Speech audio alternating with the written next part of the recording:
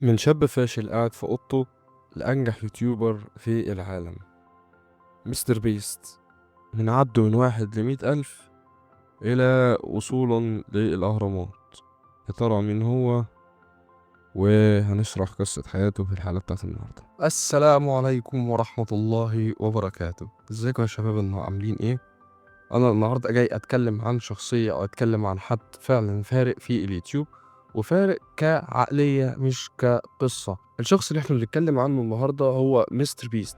مستر بيست هو أكتر يوتيوبر في العالم عنده عدد مشتركين تقريبا ما يفوق 350 مليون مشترك، ما يفوق 350 مليون مشترك، وهو يعتبر من أحسن اليوتيوبرز اللي موجودين على الساحة حاليا. الفرق بين مستر بيست وبين أي يوتيوبر إن مستر بيست بيشتغل على الاستمرارية، وغير الاستمرارية فمستر بيست في حد ذات نفسه العقلية بتاعته هي اللي خلته تنجح، بحيث ان هو قاعد يجرب اكتر من 10 محتويات مع بعض. في اول بداية مواليد 1998، بدايته كانت في 2012، يعني 26 27 سنة من وقت تصوير الفيديو. جيمي دونالدسون اللي لا ينجح ان هو مع الاستمرارية في نشر على اليوتيوب، وفي نفس الوقت ان هو قرر كل شوية يجرب حاجة جديدة. وبعد ما قعد فترة كبيرة على اليوتيوب في فيديو من الفيديوهات ضرب معاه. ولكن قبل الفيديو ده بقى تحديدا عايزين نتكلم عن حياة جيمي نفسه.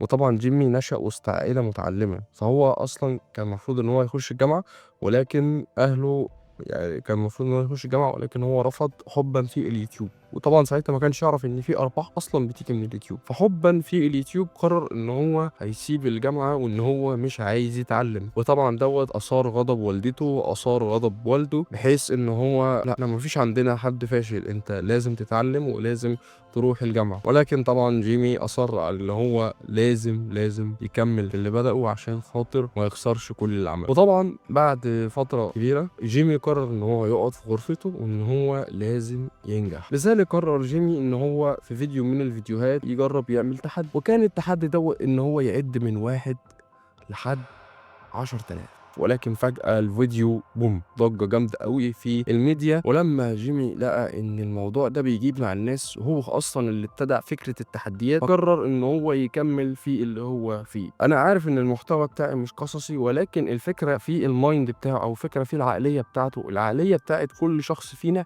هي اللي بتفرق في حياته. وبرضك ان جيمي اعتمد على كام حاجة هنذكرها ان شاء الله في الفيديو، وخلينا نكمل. جيمي لما لقى ان عدوا من 1 ل10,000 فعلا جاب مشاهدين كتير، ففهم ان فكرة التحديات اللي مطرقعة ديت هي اللي بتجيب مع الناس، ان هو يعد من 1 لحد 100,000.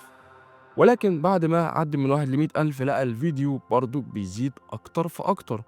وطبعا كل اللي حصل بقى ان هنا في تغيير في الاعدادات، السيستم نفسه اتغير.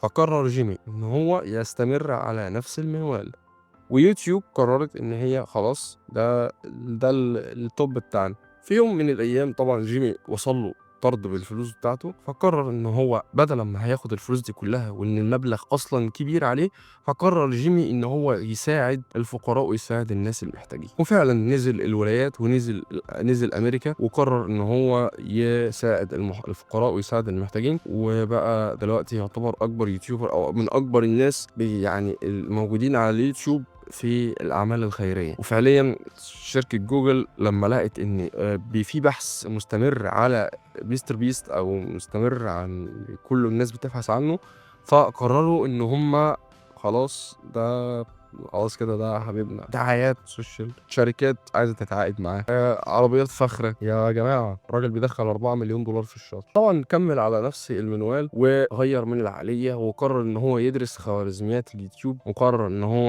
ان هو يطور العقلية بتاعته. وواحدة واحدة اصبح جيمي دونالدسون هو اكبر يوتيوبر في العالم. طبعا لو عجبك الفيديو ما تنساش ضروري ان انت تحط لايك وسبسكرايب، بحيث ان احنا عايزين بقى نوصل ل 100 مشترك. يعني لو 100 مشترك نوصل 100 مشترك يبقى يعني شابوه قوي، يعني هبقى مبسوط قوي لو وصلنا 100 مشترك. الفيديو حاليا اللي انا نشره احنا 50 اخ واخت، 50 واحد متابعني.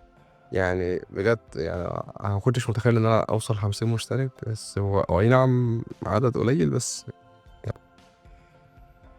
ويلا يا شباب، اشوفكم على خير، سلام.